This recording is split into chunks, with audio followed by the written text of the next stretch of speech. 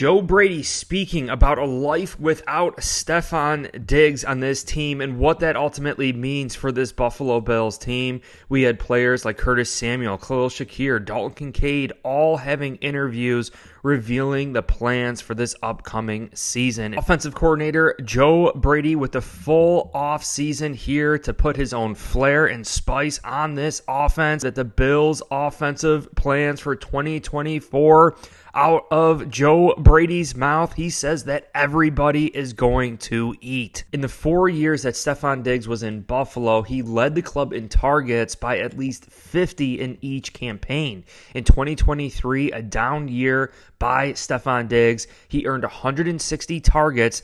Number 2 was tight end Dalton Kincaid at only 91. It says the Bills will likely rely on each receiver's strengths and let Josh Allen distribute the ball like a point guard. And that is exactly why the Bills could have very well potentially moved on from Stefon Diggs, who maybe at times behind the scenes was bickering to get the ball. Obviously, one of the greatest wide receivers in the game. Stefon Diggs really having a say and wanting targets during games. Bills will rely on each receiver's strengths and let Josh Allen distribute the ball like a point guard.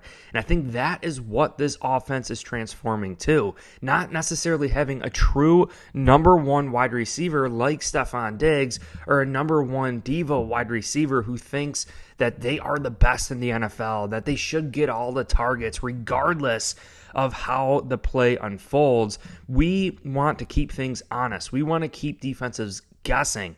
We don't want to just look and stare down a wide receiver simply because they think or we believe that they are the best wide receiver in the game.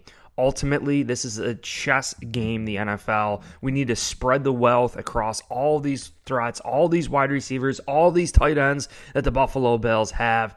And Joe Brady openly admitted it in yesterday's interview. He said that, yes, there are going to be some elements and things that he believes in that he's going to put on this team, but it's more so who they have on the football team and the guys that they have and what they could do around the skill sets that these wide receivers and targets that Josh Allen is going to be throwing the ball to. We can clearly see the new wide receiver core for the Buffalo Bills after trading Stefon Diggs, after watching Gabe Davis walk to Jacksonville, and also the Bills drafting Keon Coleman, adding Curtis Samuel, MVS, Mac Hollins, Chase Claypool. We already had players on this team like Khalil Shakir, Justin Shorter, and also KJ Hamler. But this offseason is going to be vital for the Buffalo Bills to figure things out. And per Joe Brady, he is going to do what our players do best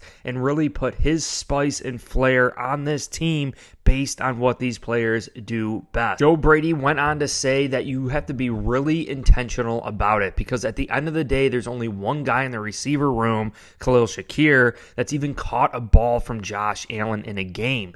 So looking at every rep in practice, the individual, there's such an intention behind everything that they are doing. Also, Joe Brady went on to say that he doesn't want to slow down Josh Allen by any means. He's not going to change things to the point where number 17 has to think out there. And that's why Josh Allen is the offense. Joe Brady says at the end of the day, this is Josh Allen's offense. This is not Joe Brady's offense. This is Josh Allen's offense, and he is catering it strictly to Josh Allen, his strengths, his wide receiver strengths, offensive line strengths, tight end strengths, Dalton Kincaid and Dawson Knox, running back James Cook, and the Bills definitely have enough weapons to make things work. If Keon Coleman becomes a legit number one target on this team, and mind you, a cousin, a CD Lamb, I think that is absolutely huge that Keon Coleman could definitely become a number one wide receiver for the Buffalo Bills.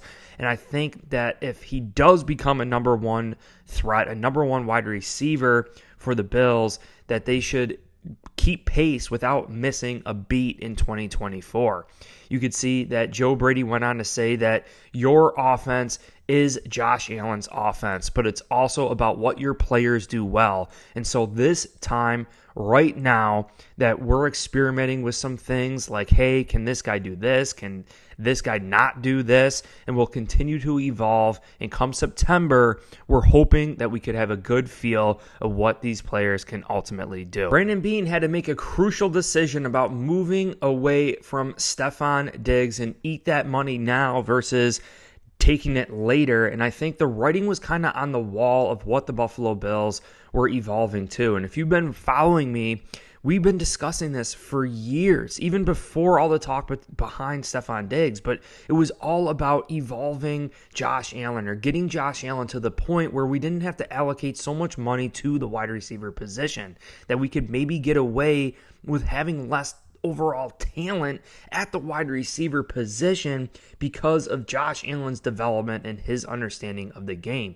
Yes, I give credit to Stefon Diggs helping progress Josh Allen to the point to where he is as a quarterback, but I really believe, number one, it's going to help the Buffalo Bills not necessarily just rely on one wide receiver, and it's going to allow us to spread the ball around, which ultimately is going to keep opposing teams guessing, especially opposing defenses guessing.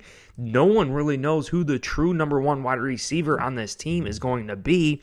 We are going to be spreading the ball all around, and I think it just makes a lot of sense.